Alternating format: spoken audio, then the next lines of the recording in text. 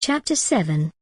Meeting Jenny again. Soon after that, I heard that I was leaving the army early, and they gave me some money for a train ticket to go home.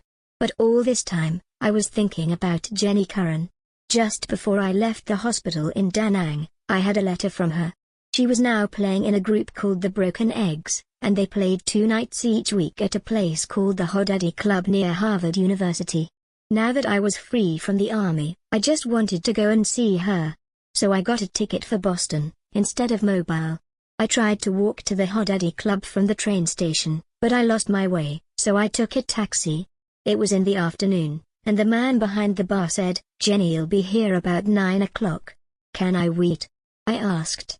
"Okay," he said. So I sat down and waited for 5 or 6 hours. Students began to come in, most of them wearing dirty jeans. The men had beards, and the women had long, untidy hair. Later, the group, the Broken Eggs, arrived, but I didn't see Jenny. Then they began to play, and they were loud. The music sounded like a plane that was taking off. But the students loved it. And then Jenny came on. She was different. Her hair was all the way down her back, and she was wearing sunglasses, at night. She was wearing blue jeans and a shirt with lots of colors on it. The group started playing again and Jenny began to sing. Later, I went outside and walked round for about half an hour, then went back.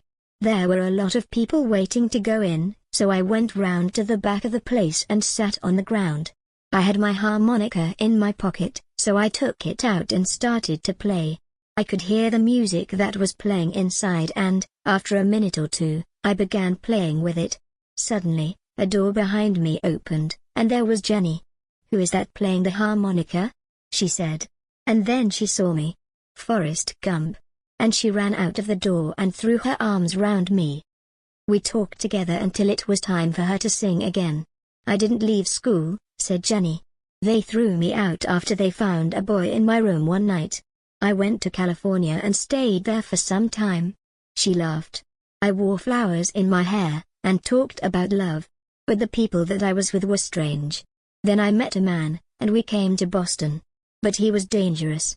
He was against the war, like me, but he blew up buildings and things. I couldn't stay with him. Next, I met a teacher from Harvard University, but he was married. Then I began to sing with the Broken Eggs." "Where do you live?"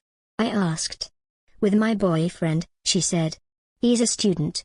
You can come back and stay with us tonight." The boyfriend's name was Rudolph.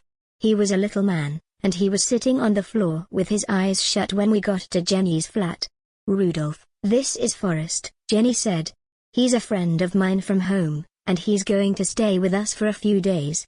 Rudolph didn't speak or open his eyes, but he put up his hand and smiled. Next morning, when I got up, Rudolph was still sitting on the floor with his eyes shut.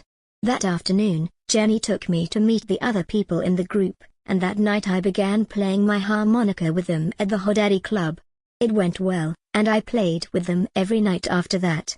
Then one day I came back to the flat and Jenny was sitting on the floor. "Where's Rudolph?" I asked. "Gone," she said. "Walked out, like all the others." And then she started to cry. "Don't cry, Jenny," I said. And I put my arm round her. Well, it started like that. But the next minute we were kissing and making love.